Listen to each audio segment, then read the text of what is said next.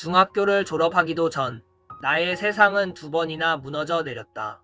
그 이후 나는 스스로를 재수 없는 아이, 죽음을 부르는 아이라고 규정하며 자책과 부정을 밥 먹듯이 삼켜왔다. 그리고 그렇게 칠흑 같은 어둠 속으로 자발적으로 걸어 들어갔다. 사람을 피했고 입을 닫았고 그렇게 세상과 거리를 두었다. 그러면서도 이상하게 한편으로는 집안의 가장이라는 존재를 떠올리곤 했었다. 그 어린 나이에 내가 그려낸 가장은 마을을 지켜내는 커다란 나무 같은 모습이었다. 늘 푸르러야 할 것 같았고 병들지 않아야 할 것 같았으며 아는 것이 많아 지혜롭기도 하며 따뜻하게 많은 것을 품을 수 있어야 할 것 같았다. 또한 비와 바람이 몰아쳐도 쉽게 흔들리지 않는 강인한 뿌리를 가진 그러한 존재 말이다. 하지만 하늘이 2번이나 무너져 내린 뒤였기에 인생은 너무도 허무해 보였고 나는 극단적인 선택을 여러 번 반복하기도 했었다. 그럼에도 그때마다 살아 있었고 그래서 다시 살아보기로 마음을 먹었다. 살아는 있었지만 이미 벼랑 끝에서 떨어진 뒤였기에 끝없이 추락하는 자존감은 일상을 버티는 것조차 어렵게 만들었다. 눈물이 흐르지 않을 때까지 매일 같이 울었다. 고등학생이 되어 다양한 봉사활동을 하며 처음으로 이런 지금의 나도차도 누군가에게 도움이 될 수 있다는 것을 알게 되었다. 그 순간부터 나는 추락하던 벼랑의 작은 돌틈을 붙잡고 버티며 아주 조금씩 다시금 벼랑을 기어오르기 시작했던 것 같다. 누군가에게 도움이 될 수 있다는 것이 진심으로 행복했다. 그래서 대학교도 사회복지학과를 갔다. 고등학교 때 수능 공부보다는 동서양의 철학에 관심을 가지며 나는 누구인가? 왜 존재해야 하는가?에 대한 질문을 스스로에게 던졌고 나름대로 그 질문에 대한 답을 정의 내렸기 때문에 또래의 대학생들보다는 일찍 철이 들지 않았나 싶다. 대학교를 들어간 지 6개월 만에 문득 이런 생각을 했다. 공부와 운동 이 2가지를 모두 꾸준하게 잘하는 사람이 거의 없으니깐 이 둘에 각각 1만 시간을 투자해서 높은 수준에서 조화를 이뤄내보자. 그래서 자발적 아싸 태클을 타며 공부와 운동을 미치도록 하기 시작했다. 책만 보면 잠이 오는 사람이라 도서관에서 제일 늦게 나가는 것을 목표로 했었고 귀차니즘이 심하고 운동신경이 없는 사람이라 하루에 10km씩 뛰는 것을 목표로 했었다. 2학년이 지나고 군대를 갔을 때 도 대표를 띵걸음으로 이기기도 했었고 조교가 되기도 했으며 복학하고 나서 4학년이 되었을 때는 전과목 만점을 받기도 했었다. 대학 시절 내내 다양한 알바를 하기도 했고 방학 때는 일주일에 2권에서 3권씩 주식과 부동산 책을 읽으며 1만 시간 채우기를 다방면으로 하며 시간을 살벌하게 압축시키며 살아왔다. 졸업 후에는 사람들의 건강을 관리하는 일을 10년 넘게 해왔고 요즘은 예전처럼 다시금 새로운 분야에 도전하고 있다. 사람들은 종종 목표가 뭐냐고 묻는다. 내 대답은 늘 같다. 100억을 벌어서 내가 사는 지역이나 동네에서 가장 핫한 건물과 상가 그리고 땅을 사서 마음 맞는 가족과 지인들과 함께 편안하고 행복한 노후를 보내는 것. 나는 칠흑 같은 어둠의 끝없는 벼랑에서 기어오르며 이미 수없이 많은 것들을 이루어냈다. 그리고 지금도 여전히 착실하게 오르고 있다. 이제부터는 여기까지 영상을 보신 분들을 위한 이야기를 하고자 한다. 왜 지금 4차 산업으로 넘어가는 과도기적 세상에서 건강관리와 주식을 해야 하는지에 대해서 얘기해 보려 한다. 사실 단순히 돈을 벌기 위한 선택의 문제가 아니다. 살아남기 위한 구조의 문제다. 지금 우리는 아주 특이한 시대를 살고 있다. 아날로그에서 디지털로 산업화에서 자동화로 노동 중심 사회에서 자본과 기술 중심 사회로 넘어가는 과도기 한복판에 서 있다. 이런 시대의 가장 큰 특징은 속도가 빠르다는 것이 아니라 불확실성이 극단적으로 크다는 것이다. 기존의 직업은 점차 사라지고 평생 직장은 무너지고 열심히만 살아서는 과거처럼 미래가 보장되지 않는다. 이때 가장 먼저 무너지는 것은 의외로 돈이 아니라 몸과 마음이다. 그래서 첫 번째가 건강관리다.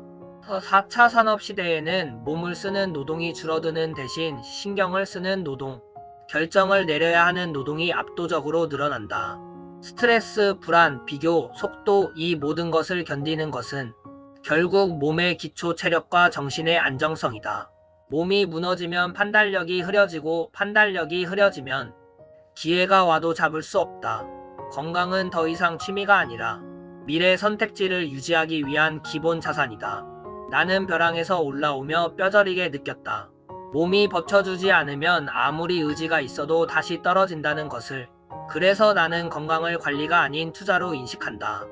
그리고 두 번째가 주식 투자이다. 많은 사람들이 주식이 위험하다고 얘기한다. 맞다. 하지만 더 위험한 것은 아무 자산도 가지지 않는 것이다. 4차 산업으로 갈수록 노동의 가치는 상대적으로 하락하고 자본과 기술 그리고 시스템을 가진 쪽으로 부는 빠르게 이동한다. 주식은 단순히 종이 쪼가리가 아니다. 시대의 방향에 올라타는 최소한의 자석이다. 직접 회사를 만들 수 없다면 그 회사의 일부라도 소유해야 한다. 그렇지 않으면 평생 남의 배를 밀어주는 사람으로 남게 된다. 나는 가난했기 때문에 주식을 공부했다. 불안했기 때문에 세상의 구조를 보려고 했다. 주식은 돈을 벌기 위한 수단이기 이전에 세상이 어디로 가는지 읽는 도구였다. 이 과도기에서 살아남는 사람의 조건은 똑똑한 사람이 아니라 몸이 버텨주고 구조를 이해하는 사람들일 것이다.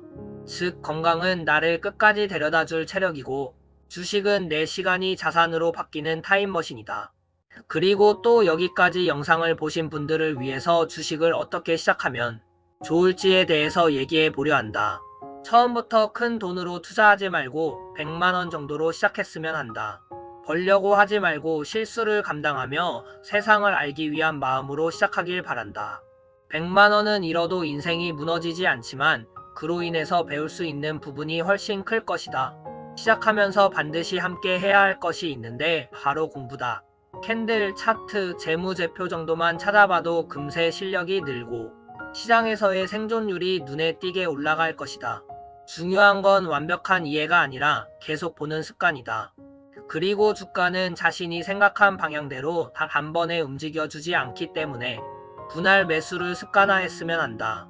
투자한 금액에서 승률이 80% 정도 될 때마다 투자 금액을 점차적으로 늘려나가라. 100만원, 300만원, 500만원, 1000만원, 5천만원, 1억, 3억, 5억, 10억, 20억, 30억, 50억. 이 과정에서 얻는 깨달음은 내 판단력이 돈의 크기를 견딜 수 있는가였다. 돈은 사람을 키워주지 않는다. 돈은 사람을 드러낼 뿐이다. 작은 돈에서 흔들리는 사람은 큰 돈 앞에서는 반드시 무너진다. 그래서 나는 돈의 크기를 키우기 이전에 내 그릇을 먼저 키웠다. 감정을 다스리는 연습, 미래를 상상하는 연습을 운동과 독서를 통해 꾸준하게 하고 있다. 나는 여전히 완성된 투자자가 아니다. 다만 무너지지 않는 투자자가 되었을 뿐이다.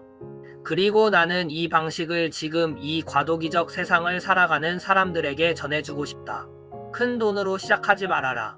작게 시작하고 많이 배우고 오래 살아남아라. 시장은 급한 사람의 돈을 가져가고 준비된 사람에게 시간을 선물한다. 그리고 지금까지 살아오면서 또 하나 분명하게 알게 된 것은 나이와 사람의 됨됨이는 결코 비례하지 않는다는 것이다. 시간은 누구에게나 공평하게 흐르지만 그 시간을 무엇으로 채웠는지는 사람마다 전혀 다르다. 자신의 삶이 무너져 있고 내면과 외면이 건강하지 않은 사람일수록 이상하리만큼 예민하고 화가 많다. 세상이 자신을 알아주지 않는다는 분노, 이미 지나가버린 시간에 대한 후회, 그리고 스스로를 돌보지 못한 자기 혐오가 결국 분노의 형태로 밖으로 새어나온다. 나는 그런 노년을 단 한 번도 원한 적이 없다. 그렇게 이상하고 불쌍하게 늙는다는 것은 돈도 없고 건강하지 않은 상태일 수도 있지만 그릇이 더 이상 자라지 않는 상태라고 보면 될 것이다. 그릇이 작으면 작은 일에도 넘치고 그릇이 크면 같은 일도 조용히 담아낸다. 온화함은 타고나는 성격이 아니다. 수많은 선택 끝에 나는 태도다. 몸을 돌보고 마음을 정리하고 배움을 멈추지 않는 사람만이 부드러움을 유지할 수 있다. 그리고 그렇게 살아가는 사람 곁에는 언제나 좋은 사람들이 모이기 시작한다.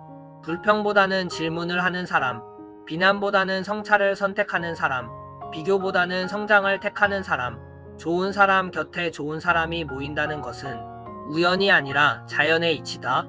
독서와 운동의 조화와 꾸준함은 결국 좋은 사람이 되는 방법을 가르치고 좋은 사람으로서의 그릇의 깊이와 크기가 불을 포함한 삶의 척도를 정해준다고 생각한다.